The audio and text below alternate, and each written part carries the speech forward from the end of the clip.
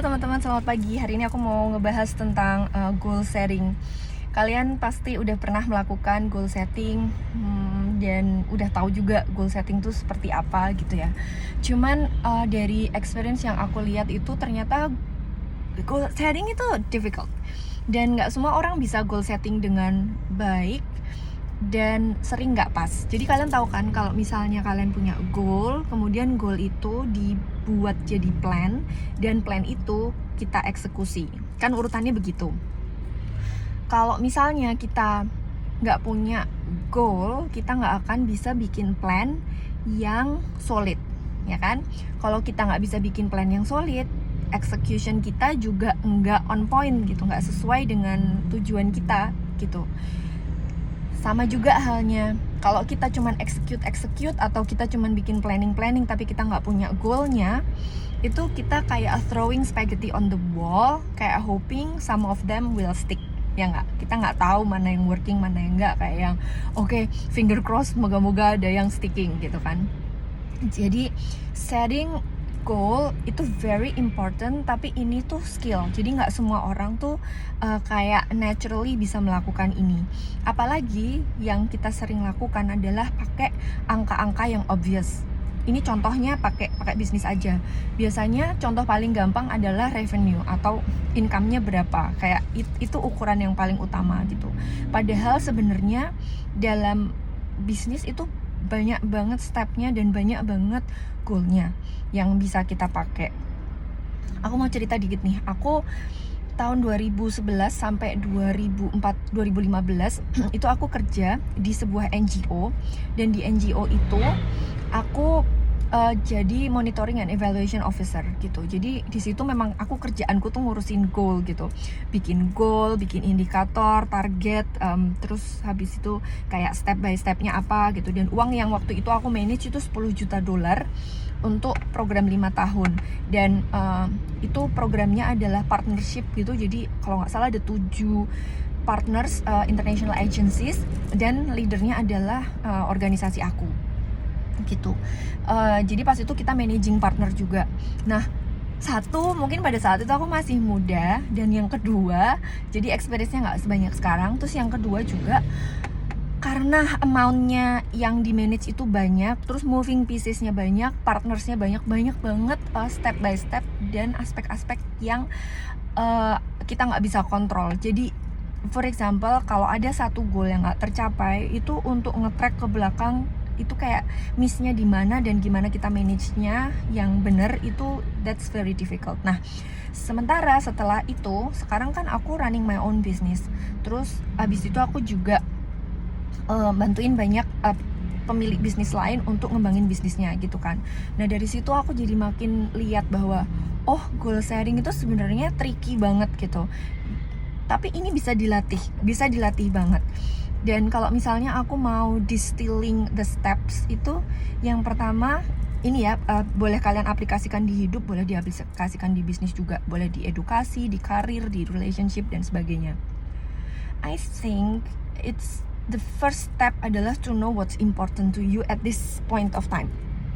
Dan untuk tahu apa yang important buat kalian at this moment of time adalah honesty dan reflectivity. Jadi nggak bisa kayak hidup cuman kalau kalian pengen bikin goal yang bener, hidupnya itu harus penuh dengan refleksi dan mindful gitu. Dan honest juga, kayak nggak bisa cuman ngikutin goalnya orang lain, terus habis itu kita langsung pakai gitu. Kayak ya ini aku lagi di fase ini loh, padahal sebenarnya enggak, kita lagi nggak di fase itu. And it's difficult, sometimes it's difficult to admit to ourselves bahwa kita belum ada di fase itu gitu. Jadi goal yang mereka pakai itu nggak bisa kita adopt directly gitu. Contoh misalnya goal tentang uang gitu, kayak bisnis Dear Aprisa saat ini. Aku pernah ikut program bisnis coaching tahun 2021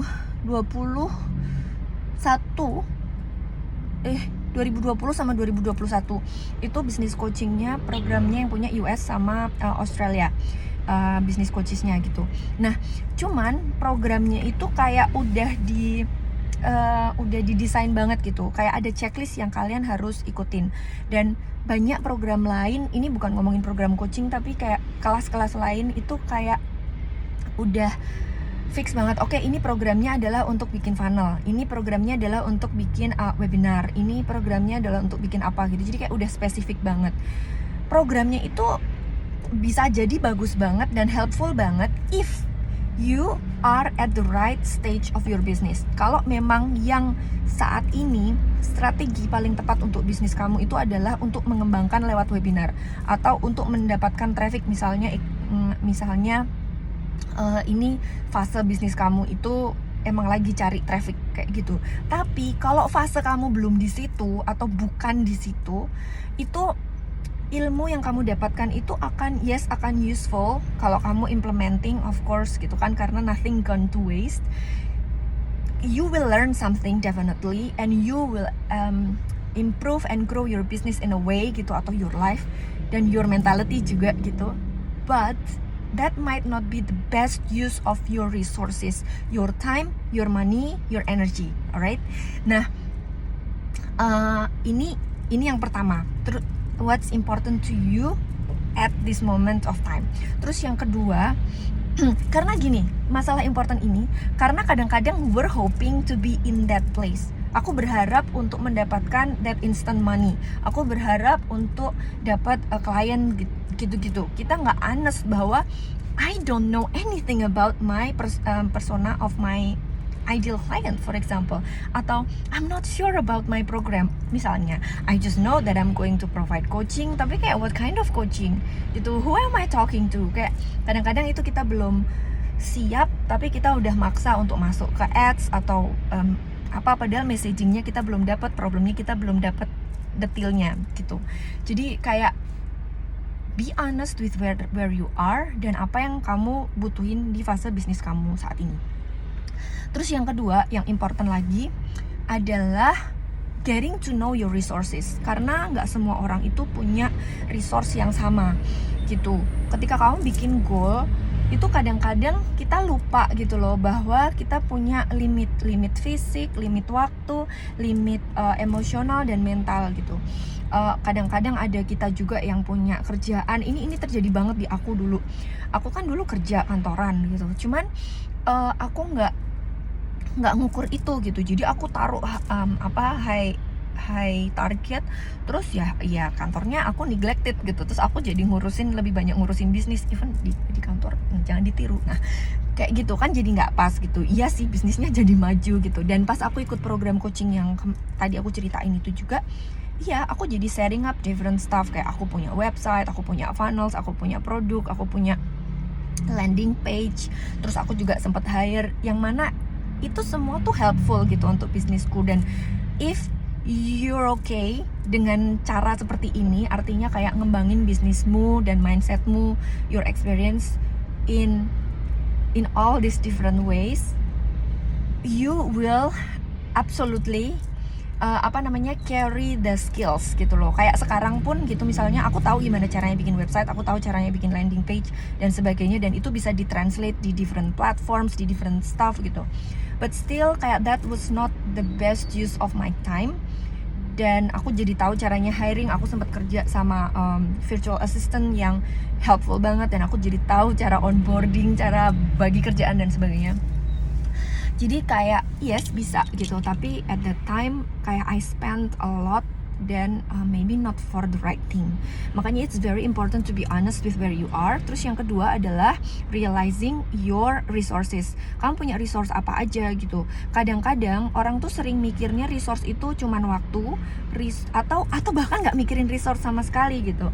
Aku tuh yang kalian perlu lihat juga, kadang-kadang ini followersku banyak yang perempuan, banyak ibu-ibu, banyak yang kerja kantoran juga. Jadi kayak kamu perlu tahu gitu, kamu bisa nyiapin waktu berapa lama, dan kamu sesuaikan goal kamu dengan resource yang kamu punya, energi dan mental kamu. Jadi kalau misalnya kamu nggak mencapai goal, atau goalnya itu bisa kamu adjust biar plannya itu sesuai dengan resource yang kamu punya. Dengan resource tuh nggak cuma waktu, tapi juga uang, terus Habis itu support kamu. Kalau misalnya kamu ibu-ibu ya kayak aku gini, kayak how much support do you have untuk handling your children ketika kamu focusing on your work gitu.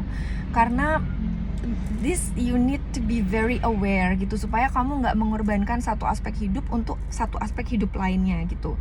Dan itu sih yang kedua yang menurut aku penting banget, your resources gitu. Dan nggak semua itu harus dilakukan sekarang gitu. Jadi kayak dan pada saat ini yang poin ketiga adalah tentang measuring your progress. Jadi kalau kamu you cannot grow what you don't measure gitu loh. Ketika kamu measuring something itu otomatis itu akan growing. Ada banyak research yang ngomongin tentang ini, termasuk tentang berat badan. So getting very clear with what you measure. Kalau misalnya memang goalnya itu, ya kamu punya measurement yang sesuai, dan plannya juga harus sesuai, yang leveraging ke arah goal kamu. Jangan goalnya A tapi yang kamu lakuin B, terus habis itu kamu ngecek goalnya, kok aku belum mencapai ini, padahal yang kamu lakuin B, for example. Jadi this is very important untuk ngecek apakah kamu punya goal yang tepat dan punya cara measure yang tepat. Terus measurement itu juga, atau indikator yang kamu bisa pakai itu ada beberapa level. Jadi kayak goal itu kamu bisa bikin goal yang bener-bener semua aspeknya itu kamu yang ngatur gitu. Jadi kayak controllable semua by you. Nah, ketika kamu pakai indikator yang ini, berarti kamu bisa lebih strict dalam arti ketika kamu mengukur gitu. Bukan berarti kamu kemudian jadi jahat sama diri kamu sendiri ya.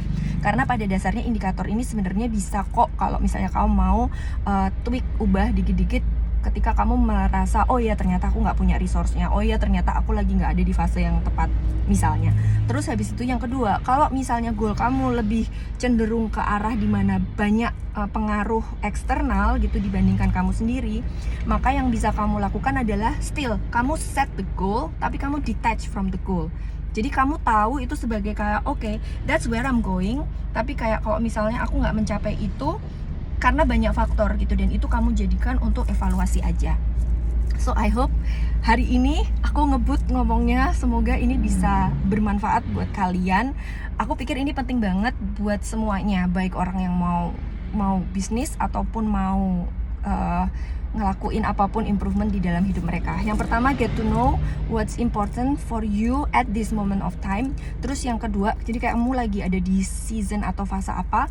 Terus yang kedua adalah getting to know your resources. Terus yang ketiga, aku nggak inget apa tadi. Aku nggak inget apa. Tapi yang keempat kayaknya adalah measure gitu. Measure itu. Aku nggak inget yang ketiga apa. Anyway, aku harap kalau misalnya kamu butuh, kamu bisa ulang lagi dari depan. Dan aku harap hari ini berguna buat kalian. Silahkan di-share atau silahkan di-save buat nanti kalau kalian pengen bikin goal atau bikin plan. Kalau kalian pengen bikin plan atau bikin goal, aku bantuin, boleh banget DM. Tapi kalau misalnya kalian pengen aku bikin konten juga tentang planning, I might be able to do that. So, yeah, thank you so much for staying sampai the end, dan I'm wishing you a great day. I love you. Mwah.